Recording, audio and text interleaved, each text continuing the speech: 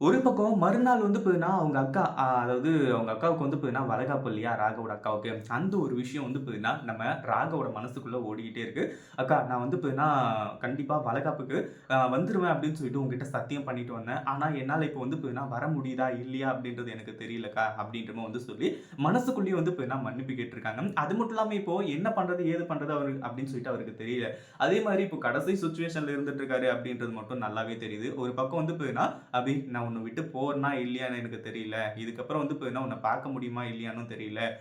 உன்னோட மொத்த லவ்வும் எனக்கு மட்டும் தான் வேணும்." அப்படி இப்படின்ற மாரி வந்து சொல்லி, இப்போ அபிய பத்தி வந்து பார்த்தீங்கன்னா நினைக்க ஆரம்பிச்சுறாங்க. ஆனா கடைசியில வந்து பார்த்தீங்கன்னா, இப்படியே அபி, நம்ம அனு இவங்க எல்லாருமே மாஸ் என்ட்ரி குடுத்து, ராகவ காப்பாத்துவாங்க அப்படின்றது எந்த ஒரு பிளான்லயுமே கிடையாது. அது மட்டும் இல்லாம சரியான நேரத்துக்கு வளகாப்புக்கு வந்து பார்த்தீங்கன்னா கூட்டிட்டும் போக ஆரம்பிச்சுறாங்க. எந்த ஒரு சந்தேகமும் இல்ல. இத பத்தி நீங்க என்ன நினைக்கிறீங்க? இந்த வீடியோ புடிச்சிருந்தா லைக் பண்ணுங்க, ஷேர் பண்ணுங்க.